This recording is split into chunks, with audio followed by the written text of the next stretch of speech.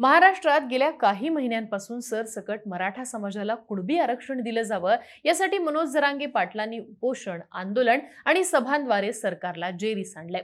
दुसरीकडे मराठा समाजाला ओबीसी मधून आरक्षण नको यासाठी ओबीसींचे नेते सुद्धा आक्रमक झाले. त्यातही छगन भुजबळ हे जरा जास्तच आक्रमक झाले. छगन भुजबळांनी ओबीसींच्या एल्गार मेळाव्यात 5वी शिकलेला, सासरवाडीचं खाणारा, इथपासून ते दगडाला शेंदूर लावून हा कुठला देव झाला अशा शब्दांमध्ये जरांगे पाटील यांच्यावरती टीका केली. त्यानंतर मराठा विरुद्ध ओबीसी हा वाद जरांगे विरुद्ध छगन भुजबळ असा शिफ्ट झाला. अगदी छगन भुजबळांना मुख्यमंत्री व्हायचंय, त्यासाठी ते महाराष्ट्रात दंगली घडवतायत अशा आशयाचं वक्तव्य हे जरांगे पाटलांनी केलं. त्यानंतर अनेक ओबीसी कार्यकर्ते भुजबळांना पाठिंबा देत त्यांच्या मुख्यमंत्री पदाची अपेक्षा हे बोलून दाखवू लागले. खरं तर आत्ताच्या राजकीय परिस्थितीत मुख्यमंत्री पदासाठी अनेक नेते हे गुडघ्याला बाशिंग लावून बसलेत. असं असताना छगन भुजबळांचा मुख्यमंत्रीपदी नंबर खरंच लागेल का? हिंदुत्वाच्या लाटेवर स्वार असणारी भाजप भुजबळांना त्या पदापर्यंत पोहोचू देईल का, असे अनेक प्रश्न आहेत. पण इतिहास पाहिला तर आपल्या लक्षात येतं की 1993 नंतर महाराष्ट्राला एकही ओबीसी मुख्यमंत्री हा मिळालेलाच नाहीये. असं नेमकं का घडलं? महाराष्ट्राला ओबीसी मुख्यमंत्री पदाची का वाणवाय हेच या व्हिडिओतनं समजून घेऊयात. नमस्कार, मी आरती आणि तुम्ही पाहताय बोल भिडू. खरं तर मंडल आयोगानंतर देशभरात ओबीसींच्या राजकीय जाणीवा जागृत झाल्या आणि ओबीसी आपल्या राजकीय हक्कासाठी लढायला लागले.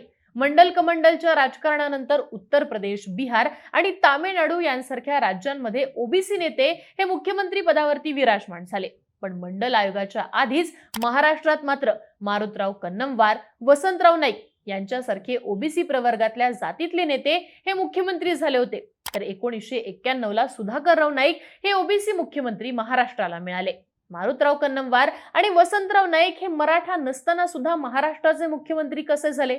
तर महाराष्ट्राच्या निर्मितीच्या वेळेला वैदर्भी आणि उर्वरित महाराष्ट्रातल्या नेत्यांमध्ये काही करार झाले होते. त्या कराराशी सहानुभूती ठेवत यशवंतराव चव्हाणांना दिल्लीला जावं लागल्यानंतर मारुतराव कन्नमवार यांना महाराष्ट्राचं मुख्यमंत्री करण्यात आलं. त्यानंतर मारुतराव कन्नमवारांच्या अकाली निधनानंतर वसंतराव नाईक हे राज्याचे मुख्यमंत्री झाले. वसंतराव नाईक हे मुळातच कर्तृत्ववान नेते होते. तसंच ते यशवंतराव चव्हाण यांच्या अगदी जवळचे सुद्धा होते. त्यामुळे त्यांना महाराष्ट्राचे मुख्यमंत्री होण्याचा चान्स मिळाला. त्यानंतर 1991 मध्ये सुधाकरराव नाईक हे फक्त 1.5 ते 2.25 वर्ष मुख्यमंत्री पदावर राहिले. पण तितक्याच कालावधीत आपल्या कामाच्या जोरावर ते लोकांच्या मनात राहिले. अल्पकाळ मुख्यमंत्री म्हणून काम पाहिलेले पण दूरदृष्टी ठेवून महाराष्ट्राचा वाळवंट होऊ देणार नाही ही इच्छाशक्ती घेऊन काम करणारे मुख्यमंत्री म्हणजे सुधाकरराव नाईक. यांची ओळख आजही महाराष्ट्रात तशीच आहे. महाराष्ट्र राज्य निर्मितीच्या सुरुवातीच्या काळात सलग 12 वर्ष ओबीसी प्रवर्गातील मुख्यमंत्री होत राहिले. मात्र नंतरच्या काळात ओबीसी मुख्यमंत्री होऊ शकले नाहीत. याची नेमकी कारणं काय ती एक एक करून समजून घेऊया. यातलं पहिलं कारण आहे ते म्हणजे महाराष्ट्रात असलेलं मराठा जातीचं नेतृत्व. महाराष्ट्रात मराठा जातीची लोकसंख्या मोठी आणि प्रभावी आहे. महाराष्ट्रात पूर्वीपासूनच मराठा जातीनं नेतृत्व केले. नेतृत्व करण्याची ही परंपरा अगदी छत्रपती शिवाजी महाराजांपासून सुरू आहे. त्यामुळे इतर जातींमधील नेतृत्व निर्माण होणं आणि ते मुख्यमंत्री पदावरती बसणं हे क्वचितच घडलेलं पाहायला मिळतं. मराठा जातीची लोकसंख्या आणि मराठा जातीच्या हातात असलेल्या नेतृत्वामुळे ओबीसी नेते मुख्यमंत्री पदापर्यंत पोहोचू शकले नाहीत असं चित्र दिसतं. यासोबतच महाराष्ट्रात राजकीय नेतृत्व हे आजवर पश्चिम महाराष्ट्रासह मराठवाड्यातल्या नेत्यांच्या हातात राहिलेलं पाहायला मिळतं. वसंतराव नाईक यांच्यानंतर राज्यातलं नेतृत्व हे पश्चिम महाराष्ट्र आणि मराठवाड्यातल्या नेत्यांच्या हातात गेलेलं. पश्चिम महाराष्ट्र आणि मराठवाड्यात प्रभावी असलेल्या नेत्यांमध्ये मराठा नेतृत्व मोठं होतं. याचा साहजिकच फायदा मराठा जातीच्या नेत्यांना झाला असल्याचं दिसतं. महाराष्ट्रातील काँग्रेस पक्षाचे आणि काँग्रेसमध्ये फूट पडून निर्माण झालेल्या राष्ट्रवादी काँग्रेसचं नेतृत्व सुद्धा मराठा जातीतल्याच नेत्यांकडे असल्यानं ओबीसी नेते पुढे येऊ शकले नाहीत किंवा मुख्यमंत्री पदापर्यंत पोहोचू शकले नाहीत असं आपल्याला म्हणता येतं. यातला दुसरा मुद्दा आहे तो केंद्रीय नेत्यांच्या पाठबळाचा. विदर्भ करार आणि यशवंतराव चव्हाण यांच्याशी असलेले संबंध यामुळे मारुतराव कन्नमवार आणि वसंतराव नाईक यांना महाराष्ट्राचं मुख्यमंत्री करण्यात आलं असं सांगितलं जातं. मात्र दिल्लीतलं केंद्रीय नेतृत्व आणि त्यांचा आलेला आदेश हे निर्णय त्यातूनच घेण्यात आले असंही काही जण सांगतात. यामध्ये AR अंतुले, सुशील कुमार शिंदे या गैर मराठा नेत्यांचीही उदाहरणं दिली जातात. महाराष्ट्रातल्या मराठा नेत्यांनी अनेकदा केंद्रीय नेतृत्वाला दिलेलं आव्हान आणि केंद्रीय नेतृत्वाची कमी पडलेली ताकद यामुळे सुद्धा ओबीसी नेत्यांच्या महाराष्ट्रात मुख्यमंत्री होण्यामध्ये अडचणी निर्माण झाल्या असं चित्र दिसतं। यातलं तिसरं कारण समोर येतं ते म्हणजे शिवसेना आणि भाजपमध्ये ओबीसी नेत्यांना डावललं गेलं असा होणारा आरोप। छगन भुजबळ हे शिवसेनेतले अगदी मोठे नेते होते, मात्र शिवसेनेत ओबीसी नेत्यांना डावललं जात असल्याचा आरोप करत भुजबळांनी शिवसेना सोडली आणि काँग्रेसमध्ये प्रवेश केला। तसंच भाजपला महाराष्ट्रात रुजवण्याचं काम करणाऱ्या गोपीनाथ मुंडे यांना सुद्धा कधी भाजपने योग्य संधी दिली नाही, मुख्यमंत्री पदापर्यंत पोहोचू दिले नाही असाही एक सूर उमटतो। गोपीनाथ मुंडे यांच्या काळात मुंडे आणि गडकरी असे दोन गट भाजपमध्ये होते आणि भाजप नेहमी गडकरी गटाला अधिक महत्त्व देत होता असंही सांगितलं जातं। छगन भुजबळ यांनी शिवसेनेवर केलेल्या आरोपांमध्ये एकनाथ खडसे यांनी सुद्धा भाजपमध्ये ओबीसी नेत्यांना मोठं होऊ दिलं जात नाही असा आरोप केला होता। त्यानंतर त्यांनी भाजप सोडली आणि राष्ट्रवादी काँग्रेसमध्ये प्रवेश केला। यातला पुढचा मुद्दा आहे तो ओबीसी प्रवर्गात प्रभावी असलेल्या कुणबी जातीची मराठा अस्मिता।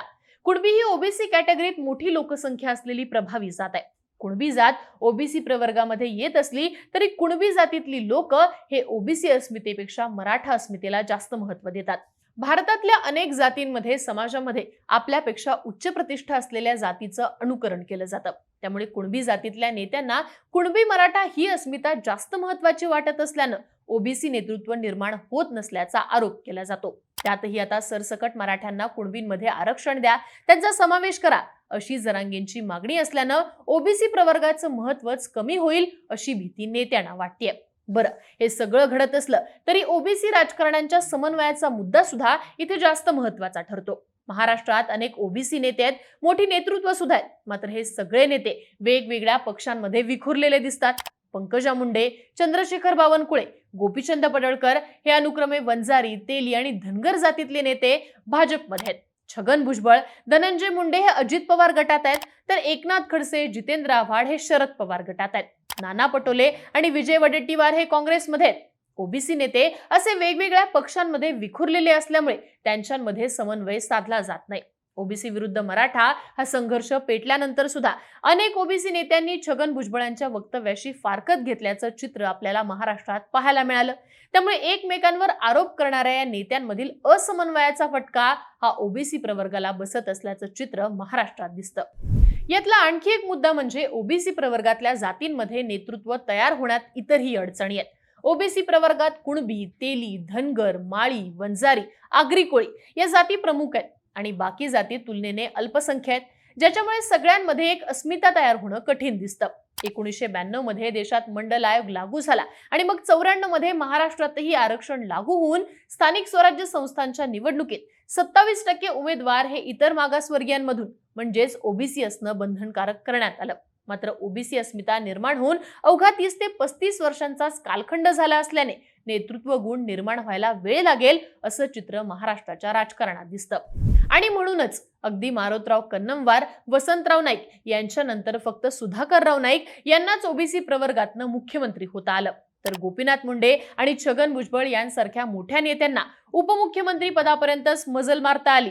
परंतु मंडल आयोगानंतर आरक्षण मिळून सुद्धा प्रभावी ओबीसी नेतृत्व महाराष्ट्रात निर्माण झालेलं नाहीये आणि कोणत्याही ओबीसी नेत्याला मुख्यमंत्री पदापर्यंत पोहोचता आलेलं नाहीये। तुम्हाला काय वाटतं? 1993 नंतर महाराष्ट्रात ओबीसी मुख्यमंत्री म्हणून कोणताच नेता का तयार होऊ शकला नाही? कोणालाच मुख्यमंत्री पदापर्यंत मजल का मारता आली नाही? तुमच्या प्रतिक्रिया आम्हाला कमेंट बॉक्समध्ये लिहून नक्की कळवा आणि अशाच राजकीय घडामोडी विस्ताराने पाहण्यासाठी बोलभिडूच्या YouTube चॅनलला नक्की सबस्क्राईब करा।